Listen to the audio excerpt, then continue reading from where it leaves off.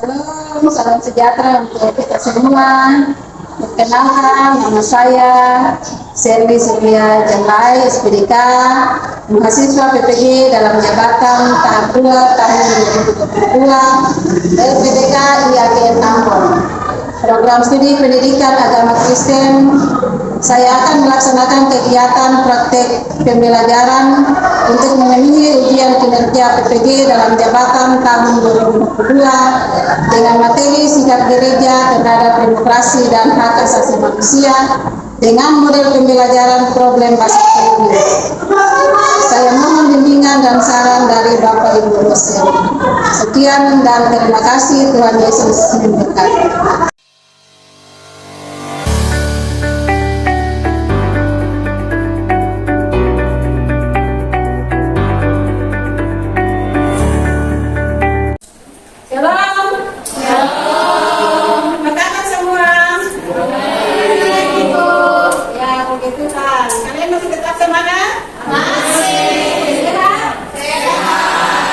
Puji Tuhan, Tuhan begitu baik bagi kita ya, sehingga Tuhan sudah membangunkan kita untuk ada lagi di hari ini melaksanakan aktivitas, khususnya bagi kita sebagai peserta didik. Ya, kita akan mengikuti proses pembelajaran kita. Ya, jadi proses pembelajaran kita di saat ini adalah apa? Kita terhadap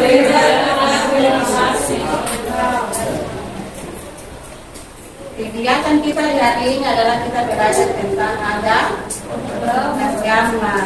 Sebagai orang percaya kepada Tuhan, kita patut mengucap syukur kepada Tuhan ya. Kita akan sebelum pembelajaran kita akan masuk dalam doa. Sebelum doa satu lagu dulu baru kita masuk dalam doa. Untuk itu Ibu persilakan Eni untuk membantu kita dalam lagu serta doa. Teman-teman, saya persilakan berdiri. Kita mulai dengan pembelajaran agama kita. Mari kita angkat satu pujian yang berkata segala puji. 1, 2, 3. Segala puji syukur Tuhan yang kasih Tuhan. Sahabat yang sayang dipuja kami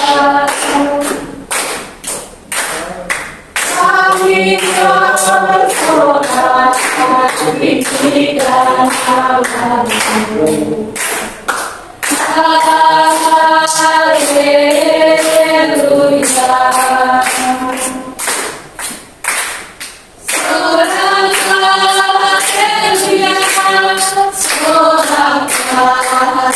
Haleluya. Haleluya.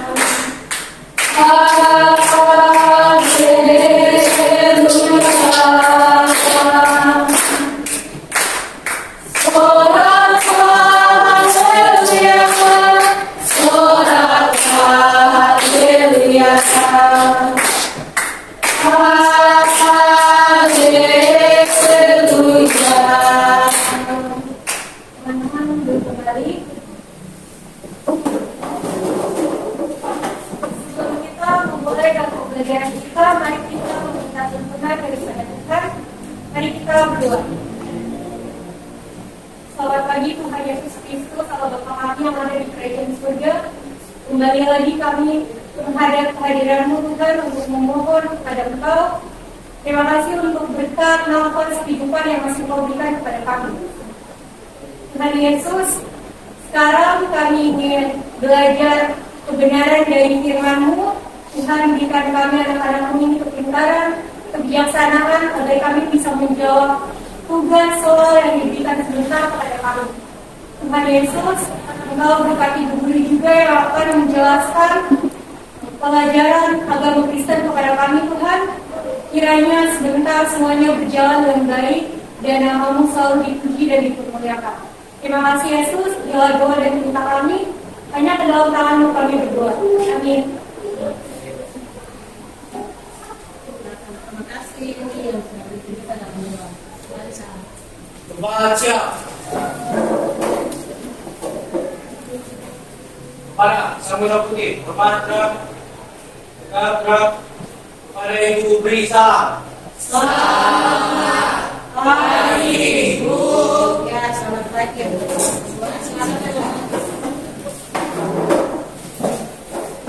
Pertama sebelum dimulai, kita akan lihat dulu gelasnya seperti apa. Apakah sudah rapi atau belum? Tas-tasnya tolong dihindari dari makan kalian, deket.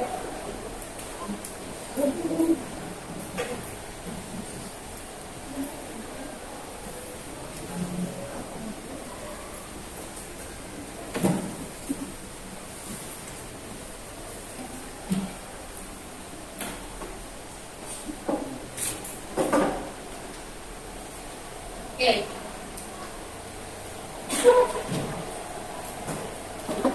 Buku akan absen ya. Buku absen. Apakah di antara kalian ada yang tidak hadir? Siapa yang tidak hadir? Ya, berarti 2 orang yang tidak hadir ya.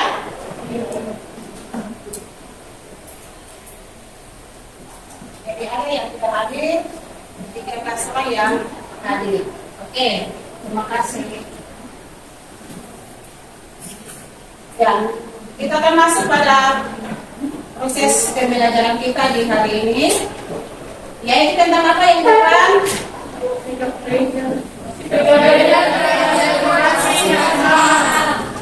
Sikap gereja terhadap demokrasi dan HAM. Dengan tujuan pembelajaran, selama dan setelah mengikuti proses pembelajaran ini, peserta didik diharapkan dapat menjelaskan pemahaman HAM menurut kita. Yang kedua apa? Menjelaskan bagaimana sikap Yesus menyangkut politik dan kekuasaan. Menjelaskan bagaimana sikap Yesus menyangkut politik dan kekuasaan. Yang ketiga, Bagaimana sikap Yesus terhadap demokrasi dan hak asasi manusia. yang keempat, Sikap gereja terhadap demokrasi. berikutnya, Dan peserta didik diharapkan memiliki sikap rasa ingin tahu, tanggung jawab, disiplin, bersabar mampu, tanggung, percaya diri, dan pantang menyerah, serta mampu berkomunikasi dan bekerjasama dengan baik. ya. Jadi setelah pembelajaran kita tentang sikap gereja terhadap demokrasi dan hak asasi manusia, maka peserta didik diharapkan untuk dapat memiliki sikap rasa ingin tahu, memiliki sikap tanggung jawab, disiplin, bersikap jujur, santun, percaya diri, pantang menyerah, serta mampu berkomunikasi dan bekerja sama dengan baik. Ya, jadi hasil daripada pembelajaran kita harus ini yang kalian hasilkan ya. Ini yang kalian hasilkan dalam kehidupan sehari-hari dalam menyikapi sikap menegakkan hak asasi manusia. Ya. Sebelum kita masuk pada pembelajaran kita, kalian masih ingat materi-materi minggu-minggu lalu? Materi minggu lalu itu tentang apa? Materi minggu lalu tentang apa? Multikulturalisme. Itu tentang apa saja? Ada bicara tentang apa saja tentang masalah multikulturalisme? Multikulturalisme itu berbicara tentang apa? Keberagaman, ya. Keberagaman. Artinya beragam seperti apa? Banyak suku, budaya. Banyak suku, budaya, apalagi agama, ras, apalagi. Ya, jadi pada intinya berbicara tentang multikulturalisme itu berbicara tentang keberagaman ya, atau perbedaan ras, agama, warna kulit, status sosial, geografis ya, dan lain sebagainya. Itu termasuk pada multikulturalisme. Nah, sebagai warga Indonesia atau warga masyarakat Indonesia, kalian bersyukur tidak atas keberagaman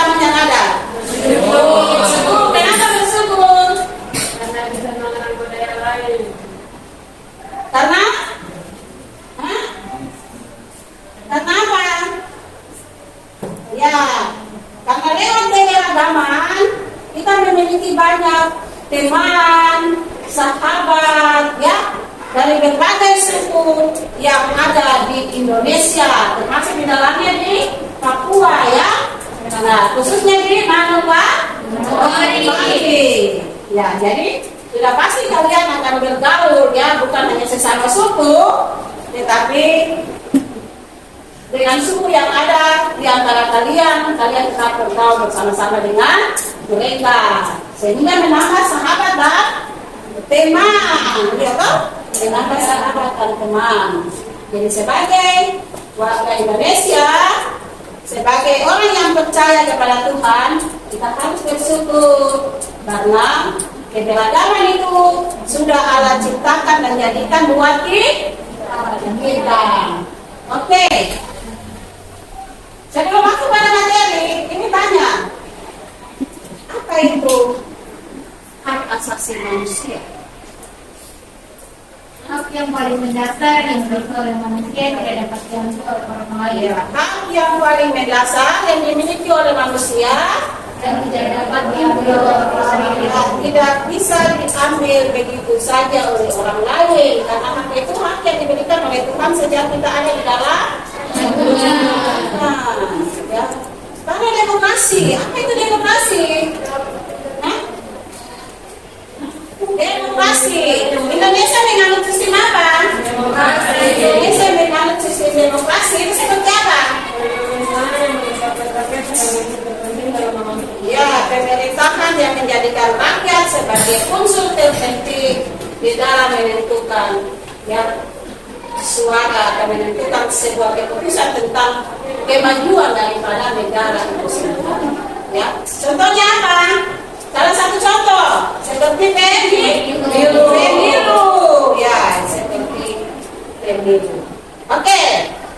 Nah, kalau menurut Mazmur 133 itu kehidupan yang seperti apa yang diinginkan oleh Tuhan dalam menghargai dan menghormati hak asasi manusia. Mazmur 133 itu tentang apa? Kehidupan yang kehidupan yang hukum. Sebagai warga Indonesia, sebagai warga masyarakat, kita harus memiliki kehidupan yang hukum, ya, tanpa memandang perbedaan yang ada. Karena kita harus saling menghargai dan menghormati supaya hidup itu menjadi tenang, rukun dan aman, ya, aman atau adil, ya, seperti begitu. Ya. Sebelum kita masuk pada pembelajaran, kita akan menyaksikan sebuah video pendek tentang Yahudiat.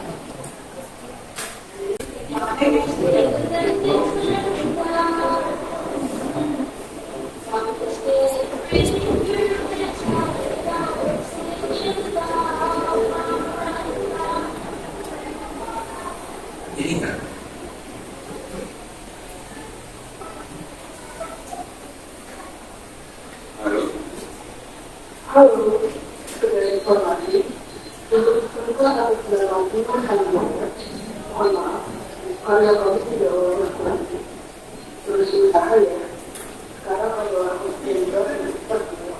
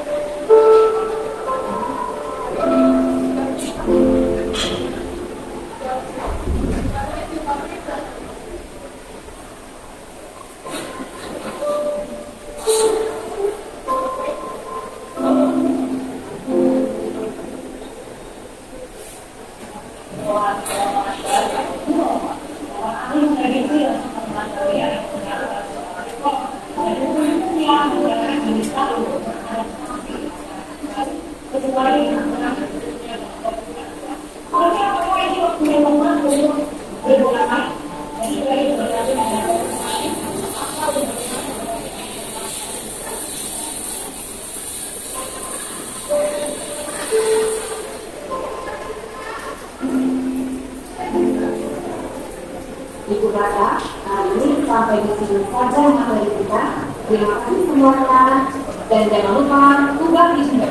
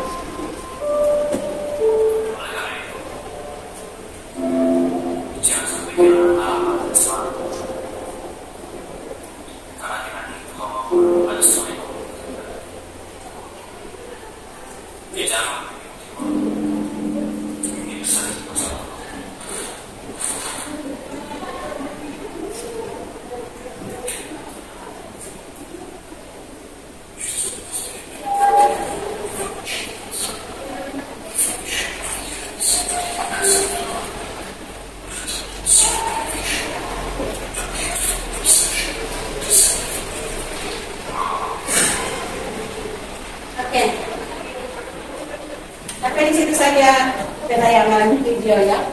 Apa yang kalian, setelah kalian menonton video yang tadi ditampilkan, apa yang kalian pahami tentang video itu? Video itu berbicara tentang apa?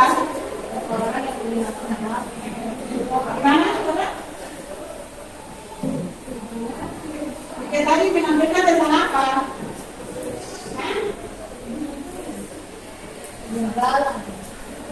Kegagalan. Apa lagi? Selain kegagalan,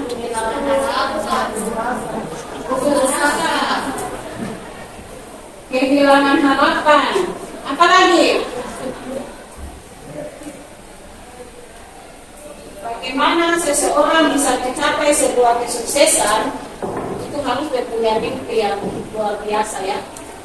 Mimpi yang luar biasa. Bagaimana seseorang mau mencapai masa depan, ya, dia harus tetap semangat, ya toh? Dia harus tetap semangat untuk meraih mimpi dan harapan tersebut. Jangan gampang putus asa, karena masa depan itu penting, ya. Karena masa depan itu penting bagi kita ya, bagi kalian. Sehingga jangan pernah kita putus asa, hilang harapan, ya, kecewa, bimbang, ragu. Tapi bagaimana kita harus tetap semangat ya. Oke. Selanjutnya masuk pada pembelajaran kita. Kita akan masuk pada pembelajaran kita. Di situ ada ya tugas yang harus kalian kerjakan. Tugas ini dibutuhkan pembagian kelompok ya. Jadi pembagian kelompok diharapkan untuk ada 5 kelompok Jadi kelompok 1 Ibu bagi ya. Kelompok 1, kelompok 2, kelompok 3, 4, dan kelompok 5. Oke. Dengan kriteria ya tugas, kelompok 1 mengerjakan tugas nomor 1. Kelompok 1 mengerjakan tugas nomor 1, kelompok 2, kelompok 2, kelompok 3, soal nomor 3, kelompok 4, soal nomor 4, dan kelompok 5, soal nomor 5. Oke.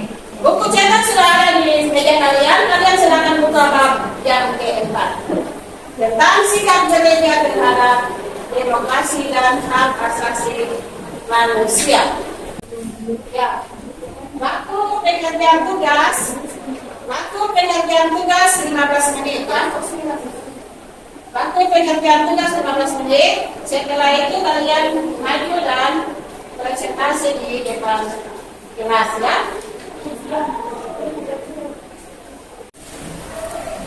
Oke, sudah selesai.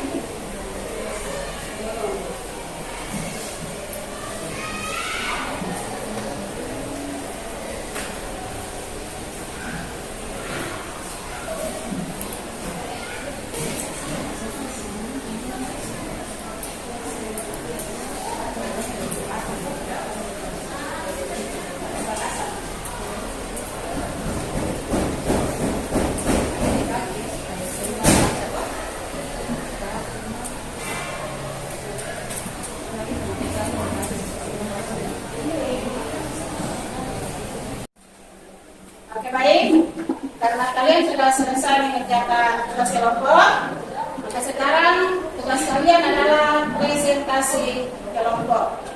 Untuk itu yang punya tugas presentasi pertama adalah kelompok 1. Kelompok 1 silakan. Pagi semuanya. Pagi.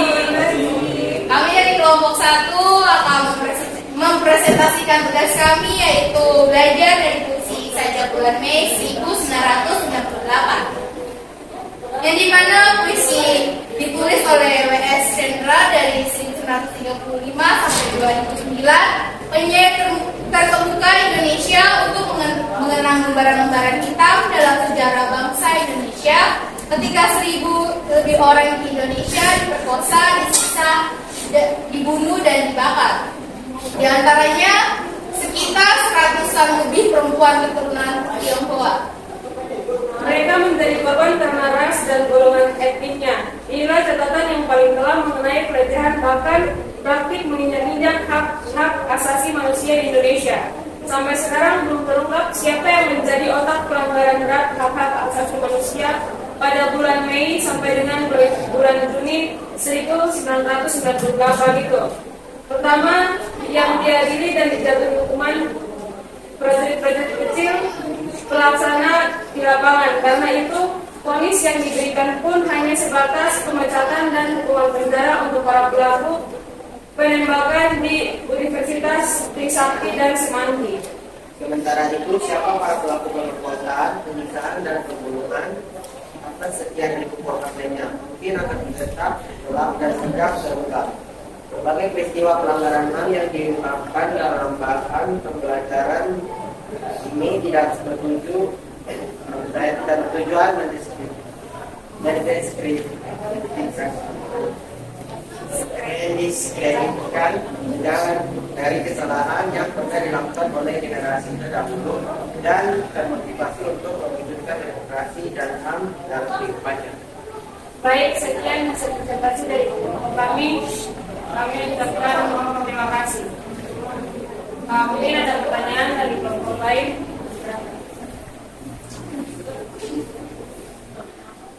Saya mewakili kelompok 2 akan bertanya ke kelompok 1. Menurut kalian, apa yang bisa kalian ambil atau yang bisa kalian petik dari sajak bulan Mei? Baik, kami dari kelompok 1 akan menjawab dari Eni. Yang kedua, gimana sih pertanyaannya? Apa yang bisa kalian petik dari sajak bulan Mei? Jadi kan setiap orang memiliki hak. Jadi yang kita ambil yang pertama yaitu tidak boleh melakukan pelanggaran terhadap hak asasi manusia, yaitu yang lebih menghormati atau menghargai hak yang dimiliki oleh orang lain. Menurut dari kelompok kami, terima kasih untuk jawaban. sekian dari presentasi kami. Selamat Ya, kesempatan lagi diberikan kepada kelompok 2 untuk mempresentasikan hasil diskusi. Shalom, selamat pagi Ibu dan teman-teman. Kami kelompok 2 akan mempresentasikan hasil diskusi kami tentang menganalisis hak asasi manusia menurut Alkitab Matius 22 ayat 34 sampai dengan ayat 40.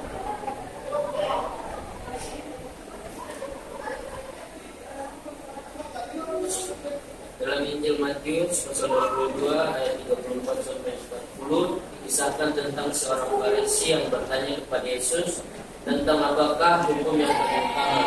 Dia berharap bahwa hanya ada satu hukum yang perlu dia lakukan agar hidupnya menjadi sempurna. Namun Yesus ternyata menjawab lain. Ada dua hukum yang paling penting dan paling utama, yaitu mengasihi Allah dengan seluruh keberadaan kita dan mengasihi sesama kita seperti diri sendiri. Lalu Yesus mengatakan bahwa kedua hukum itu sangat penting. Walaupun hukum yang pertama itu disebutnya sebagai hukum yang pertama dan utama, artinya tidak mungkin orang hanya mengasihi Allah tetapi tidak mengasihi sesamanya sendiri. Hubungan yang baik dengan Allah harus terwujud mengasihi sesamanya sendiri. Hubungan yang baik dengan Allah harus terwujud dalam hubungan yang baik dengan sesama. Masalahnya, banyak orang yang tidak memahami perintah ini. Bagi mereka sudah cukup bila mereka mencintai Allah atau Tuhan. Mereka sementara orang lain tidak mereka cintai. Ada juga orang yang merasa dapat bertindak apa saja karena cinta kasihnya kepada Tuhan. Alkitab mengajarkan hal ini tidak mungkin terjadi. Hubungan vertikal antara manusia dengan Allah harus terwujud. Bila dalam hubungan horizontal antara manusia dan sesama. Barang siapa berkata bahwa ia berada di dalam terang, tetapi ia membenci saudaranya, ia berada di dalam kegelapan sampai sekarang. Jika engkau berkata, aku mengasihi Allah, dan ia membenci saudaranya, maka ia adalah pendusta. Karena barang siapa tidak mengasihi saudaranya yang dilihatnya, tidak mungkin mengasihi Allah yang tidak dilihatnya. Mengasihi sesama berarti menunjukkan kepedulian pada sesama, bersedia untuk menolong, bahkan juga berkorban demi orang lain. Kepedulian kepada sesama ini mestinya terwujud dalam upaya untuk menegakkan keadilan dan kebenaran. Itulah sebabnya kitab para nabi penuh dengan perintah Allah sendiri agar Israel menegakkan keadilan dan kebenaran.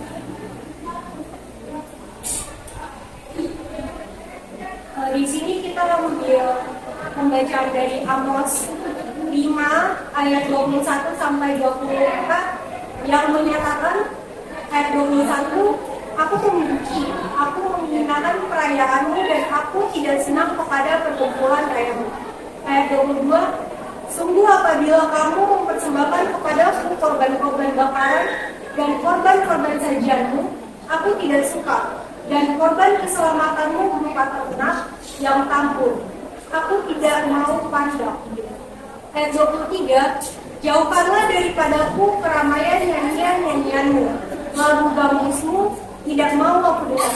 Yang terakhir ayat 24, tetapi biarlah keadilan bergulung-gulung seperti air dan kebenaran seperti sungai yang selalu mengalir. Dalam ayat-ayat di atas jelas bahwa ibadah dan penyembahan kepada Allah harus berjalan berdampingan dengan kehidupan yang adil dan benar kepada sesama manusia. Dan presentasi dari kami, apakah ada yang bertanya? Baik, saya Rekonime dari kelompok 5 yang bertanya. Jadi kesimpulan dari Matius 22 ayat 34 sampai 40 itu seperti apa? Jadi kesimpulannya adalah saling mengasihi kalau orang. Dalam Injil Matius 22 ayat 34 sampai 40 tentang apakah hukum yang paling utama, dia berharap bahwa hanya ada satu hukum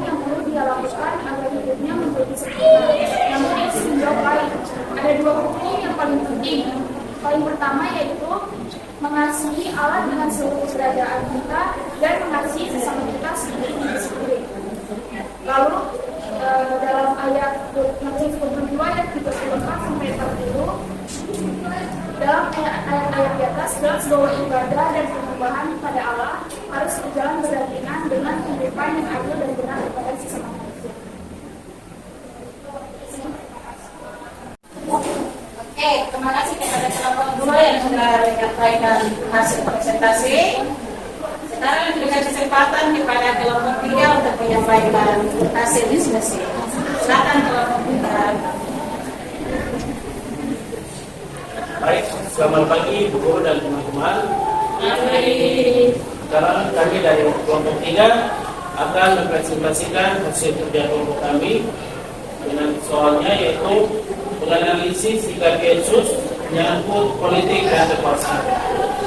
Nah, di sini kami ada beberapa dari pembacaan kelompok 2 dari kata-kata orang Farisi dalam Matius 22 ayat 17. Kata mereka, katakanlah kepada kami pendapatmu apabila diperolehkan membayar pajak kepada kaisar atau tidak. Jawab Yesus, yaitu pada Matius 22 ayat 22 ayat 21, berikanlah kepada kaisar apa yang wajib kamu berikan kepada kaisar, dan kepada Allah apa yang wajib kamu berikan kepada Allah. Menurut kelompok kami, penjelasan sikap Yesus terhadap politik dan kekuasaan di sini yaitu sikap Yesus adil, karena menurut saya menurut kelompok kami pada penjelasan Matius 22 ayat 21 yaitu Yesus berkata kepada kita bahwa manusia harus bertanggung jawab sebagai warga negara serta ketaatan sebagai umat di hadapan Allah. Dan menurut Yesus politik merupakan keseimbangan dan kesetaraan. Manusia harus seimbang dalam melakukan dan memberi pertanggungjawaban sebagai warga negara dan juga kepada Allah. Kami persilakan dari teman-teman kelompok untuk bertanya. Oke, jadi saya dari kelompok 4, saya akan bertanya kepada kalian kelompok 3. Nah, coba berikan kesimpulan dari sikap Yesus mengenai politik dan kekuasaan. Baik, sekarang saya akan menjawab pertanyaan dari kelompok 4. Jadi di sini kesimpulannya yaitu Tuhan Yesus mengajarkan kita untuk bersikap adil dalam mematuhi perintah Tuhan dan perintah dari negara ataupun pemerintah. Jadi Tuhan Yesus mengajarkan bahwa ada bagian untuk Tuhan dan ada bagian juga untuk taat pada pemerintahan dan negara sebagai wakil Allah di dunia. Terima kasih dari kelompok kami atas perhatian Bu Guru dan teman-teman. Kami ucapkan terima kasih. Selamat pagi.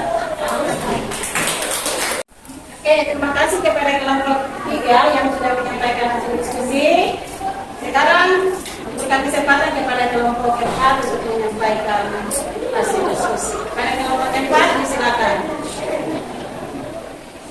Selamat pagi Bu Guru, selamat pagi teman-teman.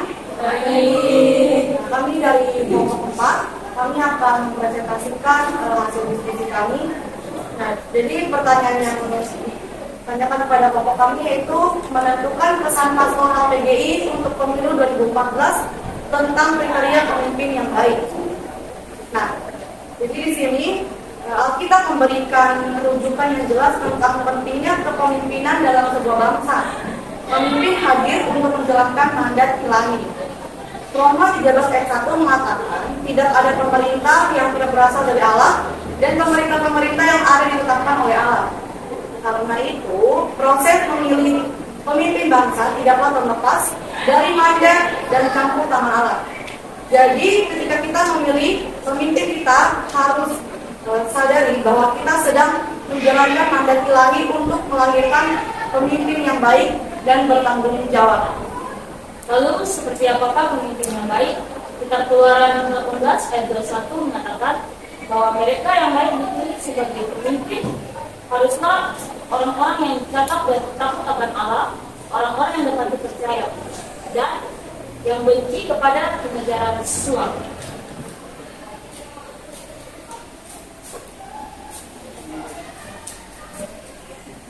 Dan juga Rasul dalam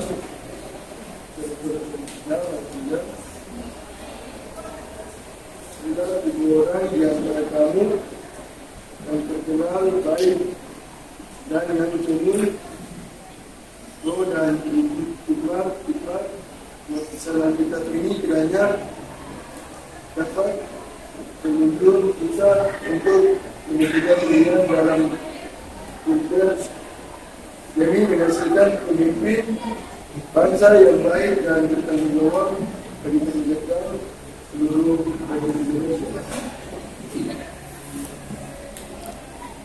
Jadi itulah pembahasan dari diskusi kami. Jika ada kelompok yang mau bertanya, kami persilakan. Di sini saya mewakili kelompok 3 akan bertanya kepada kelompok 4. Kenapa sampai kepemimpinan sebuah bangsa menggunakan patokan kepada Alkitab? Oke, jadi saya di sini akan menjawab pertanyaan dari kelompok 3. Nah, itu kenapa harus pakai patokan Alkitab? Nah, jadi saya akan melenceng sedikit. Nah, itu apa ya? Alkitab itu kan firman. Pada mulanya adalah firman. Firman itu bersama-sama dengan Allah dan firman itu adalah Allah. Nah, jadi ya Tuhan itu dia berfirman.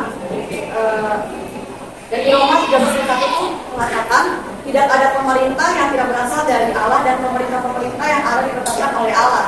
Nah, jadi terus kalau kita memilih pemimpin, kita itu menjalankan mandat ilahi. Berarti kita itu harus berpatokan pada apa yang Tuhan sampaikan, apa yang Tuhan sudah kasih petunjuk buat kita.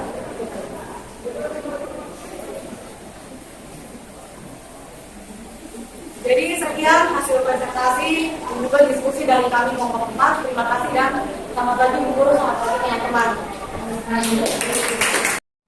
Ya baik, terima kasih kepada kelompok 4 yang sudah menyampaikan hasil diskusi.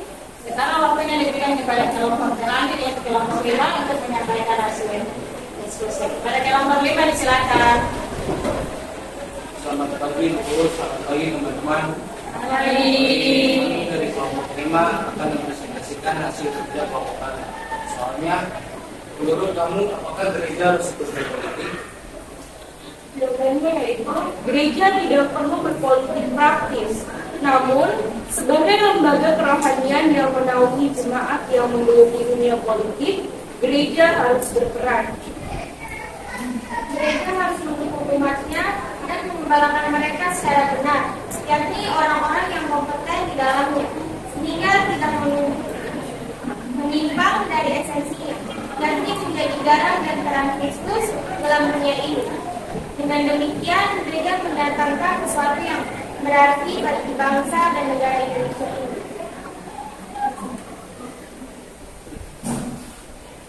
Sekian dari presentasi kami. Silakan.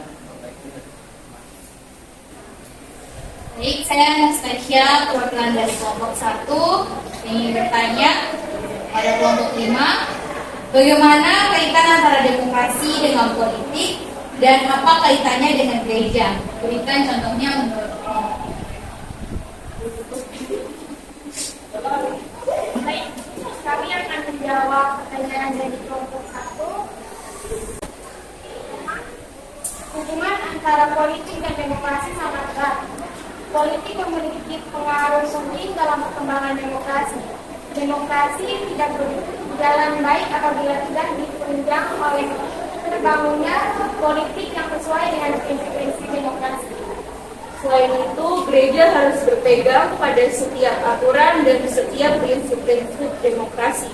Selain itu, menyangkut peran gereja yang berkaitan dengan demokrasi, gereja harus mendidik dan mendampingi jemaat dalam mewujudkan nilai kemanusiaan yang luhur, mendidik warga gereja agar dapat bekerja sama untuk membela orang-orang yang kehilangan hak-haknya atau yang ditindas karena dianggap berbeda dari orang lain. Dan gereja harus mendidik jemaatnya agar mereka sadar akan hak, tanggung jawab, dan kewajiban sebagai warga negara. Gereja sebagai salah satu bentuk komunitas juga tampak menerapkan demokrasi. Contohnya dalam pemilihan majelis atau pengurus gereja, dalam kegiatan ini prinsip-prinsip demokrasi diterapkan, misalnya adanya pemilihan umum atau pemilihan yang diselenggarakan secara musyawarah, pergantian jabatan setiap pengurus, dan kebebasan berpendapat. Sekian jawaban kami. Sekian dari presentasi kami. Terima kasih atas perhatiannya. Ya baik, terima kasih kepada kelompok 5 yang sudah menyampaikan hasil diskusi. Kiranya apa yang disampaikan oleh dari kelompok 1 sampai dengan kelompok 5 dapat kalian pahami dan kalian mengerti. Tepuk tangan untuk semua kelompok. Ya, gue minta perhatian untuk materi yang akan disampaikan. Judul materi kita adalah tentang apa? Sikap berbeda ada demokrasi dan hak asasi manusia. Sikap berbeda terhadap demokrasi dan hak asasi manusia. Dengan bahan Alkitab 1 Yohanes 2 ayat 9 dan 4 ayat 20. Berikut yang pertama yang kita pelajari, yang tadi kalian sudah ada dalam kelompok diskusi, yaitu tentang belajar dari puisi atau makna puisi sajak bulan Mei 1998. Jadi untuk sajak bulan Mei 1998 ini itu mengisahkan tentang sebuah peristiwa yang sangat mencekam, ya, sebuah peristiwa yang dilakukan oleh sekelompok orang yang mengakibatkan pelanggaran terhadap hak asasi manusia, yang di dalamnya ada tindak apa? Pemerkosaan, ya, disiksa, dibunuh dan dibakar, disiksa, dibunuh dan dibakar. Ya, itu suatu peristiwa yang sangat mencekam karena menginjak-injak hak asasi manusia, menginjak-injak hak asasi manusia. Dan itu terjadi pada tahun berapa? 1998, ya, 1998. Nah, pada peristiwa terjadinya demonstrasi besar-besaran untuk menyebutkan Presiden Soeharto, ya. Sebenarnya peristiwa itu dia terjadi. Nah, yang berikutnya sampai pada saat ini itu tidak diketahui, ya, tidak diketahui siapa sebenarnya otak dibalik peristiwa tersebut. Jadi tidak diketahui siapa sebenarnya otak dibalik tersebut. Nah, sehingga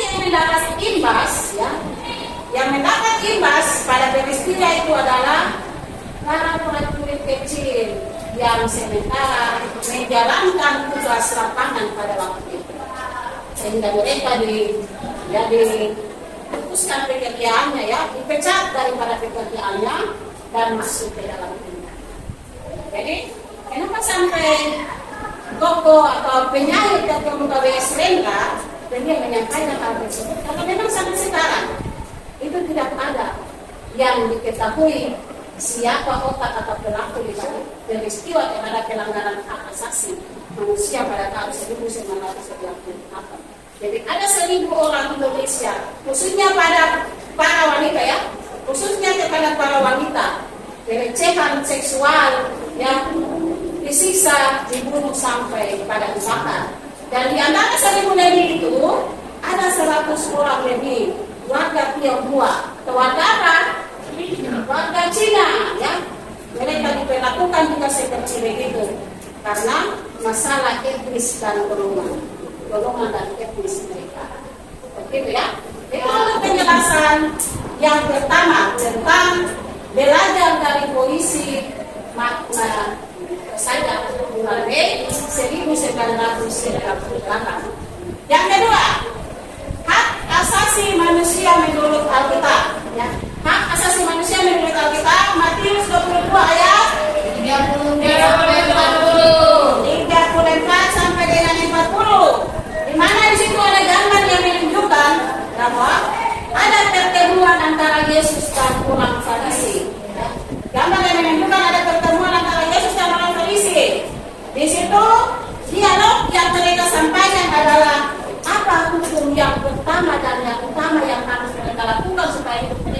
menjadi sempurna dan nyata. Ya, jadi apa yang harus mereka lakukan supaya mereka menjadi sempurna? Karena di situ ada dua hukum, ya. Dan menurut mereka hanya satu hukum saja yang harus mereka lakukan, yaitu mengasihi dan mengasihi Allah. Hanya mengasihi Allah dulu kalau Farisi seperti itu. Nah, pertanyaan itu ditujukan kepada Yesus, ya. Pertanyaan itu ditujukan kepada Yesus bahwa apa yang harus mereka lakukan? Ya, apakah hanya mengasihi Allah saja atau seperti apa? Yesus menjawab lain, ya. Yesus menjawab pertanyaan yang mereka sampaikan bahwa ada dua hukum. Hukum yang pertama dan yang utama, dan hukum yang kedua yang sama itu adalah mengasihi sesama manusia. Jadi hukum yang pertama dan utama itu apa? Kasihilah sesamamu dengan hati dan dengan segenap kawanmu. Dan hukum yang kedua, kasihilah sesamamu manusia seperti dirimu sendiri. Dan ada dua hukum yang harus dilakukan oleh manusia. Kalau kita mengasihi Allah saja tidak cukup. Kalau kita tidak mengasihi sesama kita. Jadi mengasihi Allah itu harus kita wujudkan dalam mengasihi sesama manusia. Jadi itu hukum kasih yang harus kita lakukan dalam kehidupan setiap hari. Jadi mengasihi Allah dan mengasihi sesama, keduanya harus berjalan berdampingan dan sama-sama. Ya, tidak boleh hanya mengasihi Allah tanpa mengasihi sesama kita. Justru kita mengasihi sesama kita dengan tulus, itu tandanya kita sudah memperlihatkan bukti bahwa kita juga mengasihi Allah. Itu bagian yang kedua. Ya, nah, seperti contoh, memberikan kepada orang lain dengan hati yang tulus, ya, memberikan kepada orang lain karena kita punya kasih yang besar kepada orang lain atau sesama kita. Yang berikutnya, bagaimana sikap Yesus menyambut politik dan situasi? Sudah pasti bahwa untuk masalah sikap Yesus atau Yesus menyikapi masalah politik dan kekuasaan itu sangat netral, ya. Adil, tidak berat sebelah, tidak memilih sebelah, ya. Bukan karena Yesus anak Allah terus Yesus hanya memilih bahwa kita harus memberikan kepada Allah saja. Tetapi Yesus juga mengajarkan kita supaya bagaimana sebagai warga negara kita juga harus memberi kepada pemerintah untuk menopang keberlangsungan berjalannya sebuah pemerintahan di sebuah negara. Jadi ini juga ada gambar yang menunjukkan bahwa ada dialog antara Yesus dan orang Farisi. Ya, orang Farisi datang mencoba Yesus dan bertanya bahwa, ya, apakah boleh kita membayar pajak kepada pemerintah? Ya, apakah boleh kita membayar pajak kepada kaisar? Yesus menjawab, ya, boleh saja. Karena sebagai warga negara, kita punya tanggung jawab untuk membayar pajak kepada negara atau pemerintah. Dan kepada warga masyarakat atau kepada umat yang percaya, ya, umat yang percaya kepada Allah, wajib kita mendukung segala macam pelayanan yang ada di dalam gereja atau di dalam lembaga gereja itu sendiri. Ya, maka kita wajib memberi kepada pemerintah apa yang wajib kita beri, dan kepada gereja atau kepada Allah wajib kita berikan kepada Allah. Contohnya membayar pajak kepada pemerintah dan kepada Allah kita memberikan persembahan keseluruhan hidup kita seutuhnya kita serahkan kepada Allah. Ya, itu bagian yang ketiga. Jadi intinya sikap Yesus adalah adil, tidak berat sebelah. Ya. Oke, yang berikut menganalisis pesan pastoral PGI untuk pemilu 2014. Sudah pasti setiap kali pemilihan umum itu pasti ada pesan pastoral yang disampaikan oleh PGI, ya, PGI, Persekutuan Gereja Indonesia, kepada lembaga-lembaga gereja yang ada di seluruh Indonesia, bahwa harus memilih pemimpin yang takut kepada Allah. memilih pemimpin yang memiliki hikmat yang berasal dari Allah. Harus memilih pemimpin yang taat kepada Allah, yang adil, yang bisa menyatakan benar di atas benar dan salah atau salah. Ya, jadi setiap kali pemilihan umum itu ada surat yang berbeda di semua gereja-gereja, lembaga gereja yang ada di seluruh Indonesia, supaya kita bisa memilih orang yang tepat bagi kita. Ya, jangan karena yang masalah kepentingan pribadi lalu kita salah memilih. Ya, ingat ya, biasa terjadi toh. Ya, biasa terjadi karena kepentingan individu kita memilih orang yang tidak tepat, dan pada akhirnya orang itu akan mengecewakan ya para pemilihnya. Ya, karena dia berlaku tidak adil, berlaku curang, suka dapat suap, ya suka korupsi. Ya, jadi memilih pemimpin yang kriteria pemimpin yang baik adalah pemimpin yang takut akan Allah. Ya, pemimpin yang takut akan Allah, itu saja yang harus kita lihat pertama ya. Dan setelah itu nanti turunan ke bawah, memiliki hikmat yang berasal dari Allah, yang berlaku benar ya, yang tidak menerima suap, tidak dapat menerima suap, yang gampang dipercaya, seperti begitu ya. Itu adalah kriteria pemimpin yang baik yang harus kita lakukan dalam pemilihan umum ya. Di depan 2024 pasti kalian sudah termasuk di dalam orang-orang yang memilih presiden dan juga sampai ke bawah ya. Ya kan? Ya, maka mulai dari sekarang kalian mempersiapkan diri untuk memilih pemimpin yang layak menurut dengan kehendak Tuhan. Oke, itu adalah bagian yang keempat ya. Ya. Nah, contohnya di situ Musa ya, seorang pemimpin yang takut akan Tuhan, membawa bangsa Israel keluar dari tanah Mesir menuju ke tanah Kanaan. Ya, seperti itu ya. Yang kedua, sikap gereja terhadap demokrasi. Sikap gereja terhadap demokrasi, gereja dilarang untuk melakukan politik praktis, ya, politik praktis, politik uang, ya, hanya mau suap-suap, itu gereja dilarang untuk hal tersebut. Gereja harus berlaku netral, gereja harus membimbing warga anggotanya untuk memilih pemimpin-pemimpin yang terbaik ya. Gereja harus membimbing anggotanya untuk tidak berlaku curang, harus berlaku adil, dan tidak terlibat di dalam masalah politik praktis hanya karena kepentingan individu, sehingga menghancurkan sebuah persekutuan yang sudah dibangun selama ini. Gereja dilarang untuk itu ya. Boleh-boleh saja individu boleh melibatkan diri ya di dalam pemilihan umum, pemilihan ya anggota dewan dan seterusnya, tetapi gereja tidak boleh sampai terlibat di dalam politik praktis ya, seperti begitu ya. Oke, jadi intinya gereja tidak boleh melakukan politik praktis ya. Gereja boleh saja berdemokrasi ya, karena tanpa berdemokrasi gereja tidak bisa mengambil sebuah keputusan yang baik. Contohnya gereja yang berdemokrasi itu pada saat sidang jemaat, ya, rapat majelis jemaat, sidang lembaga gereja ya, dan lain sebagainya. Itu adalah gereja yang demokrasi.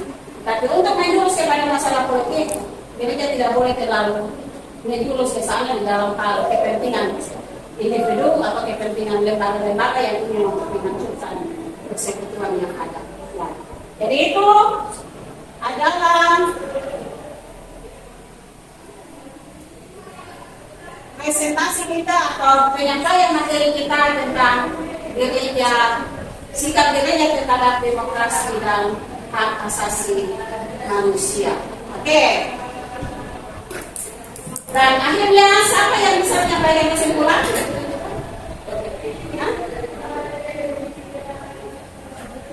Tasya. Oke, silakan. Kesimpulannya, gereja sebagai persekutuan yang telah dipanggil dan dimerdekakan hendaknya turut serta memperjuangkan kemerdekaan dan kebebasan bagi umat manusia tanpa kecuali.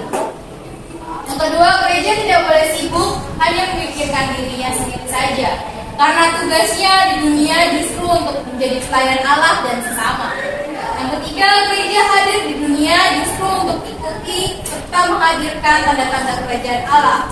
Artinya, gereja dipanggil untuk menyatakan kehendak Allah di tengah-tengah dunia, yakni keadilan, kebenaran, pembelaan kepada kaum tertindas dan teraniaya. Baik, terima kasih kepada Tase yang sudah menyampaikan kesimpulan.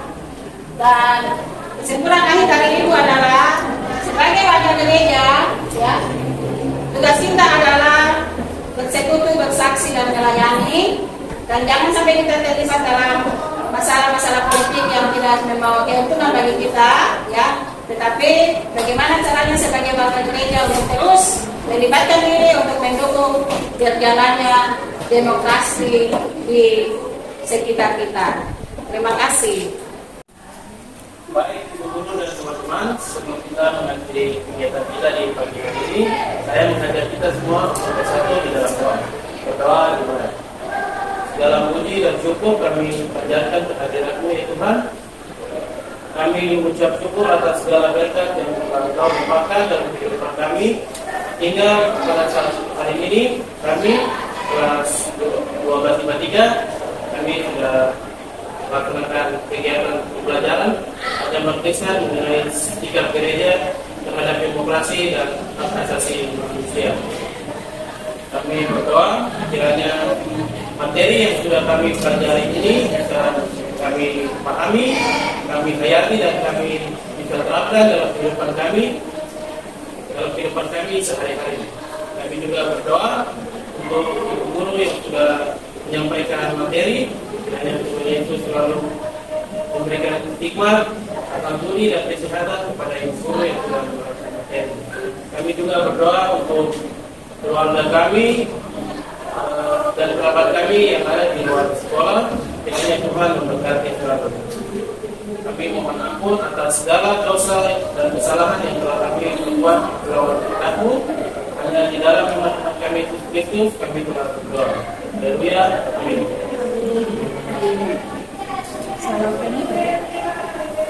Baca.